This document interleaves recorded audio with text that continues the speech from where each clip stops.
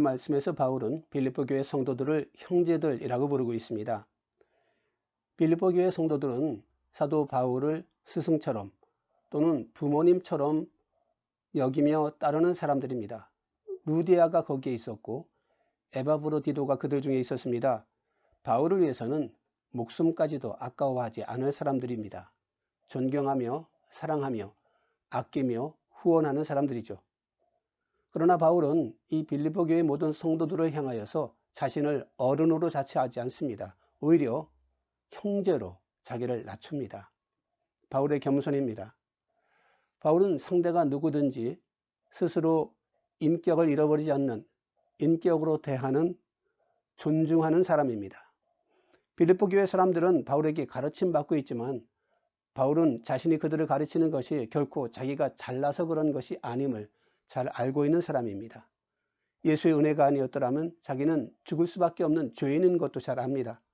바울은 다른 사람들이 자기를 존중하고 존경할수록 더 겸손해지기 원했습니다. 이것이 바울의 신학이었습니다. 바울은 세상 어떤 사람도 가벼이 여겨서는 안 된다고 배웠지요. 예수님께서 그렇게 하셨습니다. 바울은 빌립보 교인들뿐 아니라 각계 각층의 사람들과 교류하면서 고대 사회에 만연한 그 계급과 특권을 사람을 가르는 대하는 기준으로나 참고 자료로 전혀 삼지 않았습니다. 오직 그리스도 안에서 형제로 대하였습니다. 스스로 로마 시민권자이면서도 그것을 특권으로 사용하지 않았고 스승이면서도 지혜를 자랑하지 않았고 노예였던 사람을 맞이하여 동역자로 삼았으며 왕이나 총독 앞이라 할지라도 절대 비굴하지 않고 항상 당당하였습니다. 바로 그것이 예수를 닮은 모습이며 인간이 어떤 존재인지를 깨달은 자의 신학인 것이죠. 바울은 빌립보 교회 성도들에게 나를 본받으라 라고 말했습니다. 얼마나 당당한 외침인지 요청인지 숙연해지기까지 합니다. 자신의 삶과 신앙에 얼마나 충실해야 저런 자신감이 나올 수 있는 걸까요? 얼마나 치열하게 자신을 쳐서 복종시켜야 저런 믿음이 나올 수 있을까요?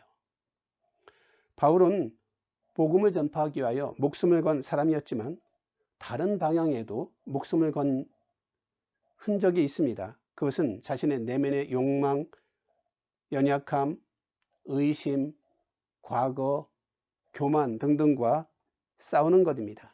그것은 목숨을 건 날마다의 싸움이었습니다. 내면에서 일어나는 치열한 전쟁이었습니다. 그래서 바울은 그렇게 고백했습니다. 나는 날마다 죽노라. 그렇게까지 예수를 닮으려 노력했기에 빌립보 성도들에게 나를 본받으라 이렇게 말할 수 있었던 겁니다. 자신이 그토록 노력하는 것을 빌립보 교회 성도들도 다 알고 있었기 때문에 나를 본받으라 이 말을 오해할 사람도 없었을 겁니다. 바울의 신앙은 전혀 비밀스럽지 않았습니다.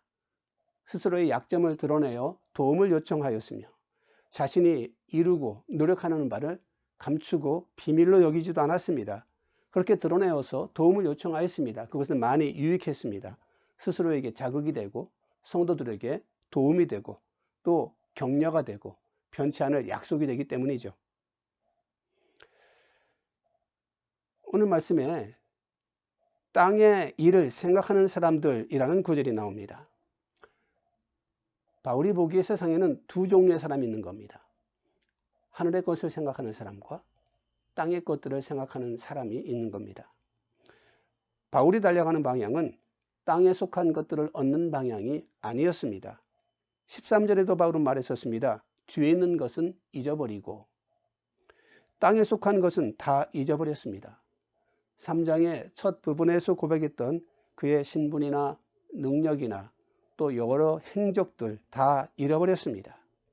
사실 이 일이 엄청난 것이었다는 점은 대부분의 사람들이 앞다투어 가지려고 했던 것들, 노력했던 것들, 도달하고자 했던 것들, 그런 것을 그는 다 가지고 있었기 때문입니다. 고귀한 신분, 뛰어난 지식, 당당한 권력, 돈, 특별히 가장 힘이 있었던 그 시대의 한 파벌의 일원이었다는 신분 등등 소위 말하는 1%를 넘어서서 0.1%의 존재였던 거죠. 누구나 선망하던 자리에 올랐었고 누구나 부러워하던 것들을 다 가진 사람이었었습니다. 그런데 그 모든 것을 다 버렸습니다. 버리고 나서 뒤돌아보지도 않습니다. 미련을 가지지 않습니다. 다 잊어버렸습니다.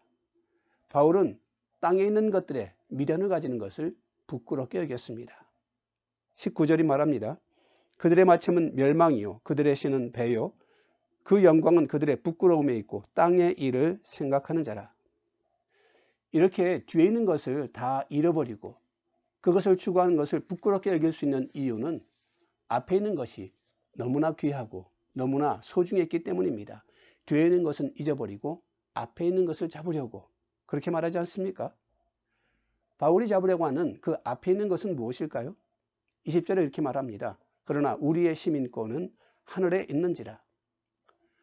바울은 세상에 속한 여러 가지 것들에 대해 이제 내려놓았습니다. 아쉬워하지도 않습니다. 부끄러워합니다. 유대의 권력자의 자리보다 하나님 나라의 평범한 시민권을 훨씬 더 소중히 여기고 있습니다. 이 하늘나라 시민권의 의미가 얼마나 대단하며 얼마나 소중한지 다른 여러 성경들을 통하여 충분히 말할 수 있고 또 특별히 계시록을 통하여서도 찾아볼 수 있겠습니다만 오늘 빌립보서 3장에서 말하고 있는 한 가지만으로도 충분합니다. 21절입니다. 우리의 낮은 몸을 자기의 영광의 몸의 형체와 같이 변하게 하시리라. 이것이야말로 바울의 진심이었습니다. 가장 큰 자부심이었습니다. 바울은 주님께서 입으셨던 그 영광의 형체를 사모하고 있었던 겁니다. 나중에 하나님 나라에 가서 우리의 모습들이 어떻게 바뀔지에 대하여서는 약속을 신뢰하고 혹은 기대하며 상상할 수 있겠지만 사실 그거는 아직 우리가 본 바가 아닙니다. 약속에만 있는 겁니다. 하지만 부활하신 주님의 영광의 형체는 바울이 직접 만나본 실제였었던 것이죠. 바울이 그리스도인들을 잡으려고 다메섹으로 달려가다가 그 길에서 예수님을 만났습니다. 눈 멀어서 쓰러졌고 음성만 듣습니다. 그는 성 안으로 들어갔고 아나니아가 안수하여 눈을 뜨게 되었습니다. 예수님을 만났습니다. 그 후에 그는 아라비아로 가서 주님과 따로 만나 3년을 있기도 했었습니다. 그는 때마다 강조하며 때마다 감사했습니다. 내가 예수를 만났고 가르침 받았고 그리고 내 몸에 예수의 흔적을 지녔다고.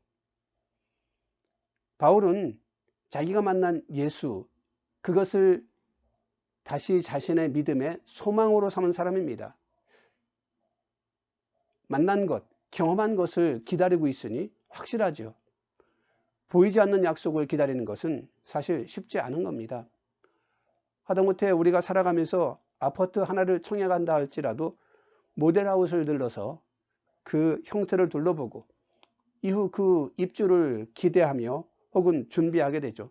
실물을 보면 더 간절하게 되고 더 사랑하게 되고 더 기다리게 될 겁니다. 바울은 부활하신 예수님의 영광의 모습을 보았기 때문에 그 형체와 같이 자기도 변할 것을 기대하면서 이 힘든 사명을 기쁨으로 감당하고 있는 겁니다. 우리들의 신앙도 마찬가지입니다.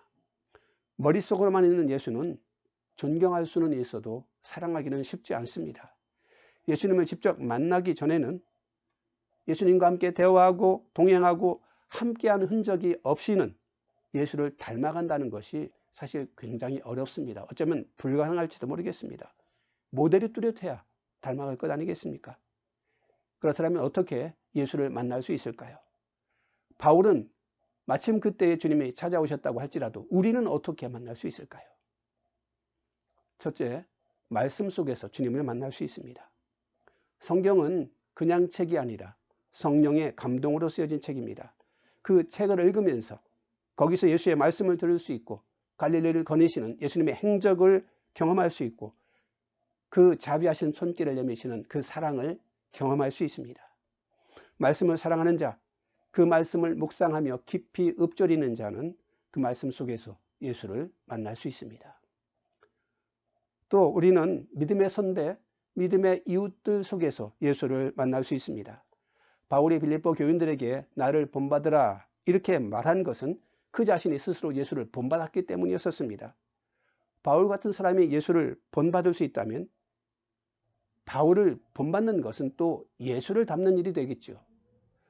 우리 선배들 가운데 예수를 닮은 사람, 예수를 만나고 그를 닮아간 사람들이 많이 있습니다. 어거스틴이나 루터나 주규철 목사님 같은 분을 우리는 만날 수 있습니다. 책을 통하여 만날 수 있고 혹은 우리 주변의 신실한 그리스도인들을 또한 만날 수도 있을 것입니다. 그 안에서 예수를 발견할 수 있습니다. 부디 그럴 만한 신실한 그리스도인이 우리 주변에 있었으면 좋겠습니다. 그런 것을 위하여 또 그러한 사람과 함께 신앙생활을 하게 해달라고 나에게 예수 닮은 사람을 믿음의 동반자로 달라고 기도하시기 바랍니다. 이것도 중요한 일입니다. 또 우리는 예수를 만날 수 있되 그분이 직접 우리를 찾아오심으로 만날 수도 있습니다. 이 주님이 직접 우리를 찾아오시는 것은 앞에 말씀드린 말씀 속에서 만나는 것, 예수의 사람들을 통해서 만나는 것, 이 두 가지를 다 포함하는 개념이라고 볼 수 있는데 주님은 마지막 때에 당신의 이름을 부르며 찾는 자들에게 성령을 보내주시겠다고 말씀하셨습니다.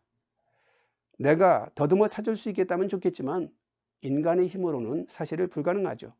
그러나 라오디게아 교회 교인들에게 찾아오시면서 주님이 볼지어다 내가 문 밖에 서서 두드리노니 라고 말씀하신 것처럼 불현듯 우리에게 찾아오신다면 우리는 은혜 가운데 성령님의 조명으로 말미암아 예수를 만날 수 있을 겁니다.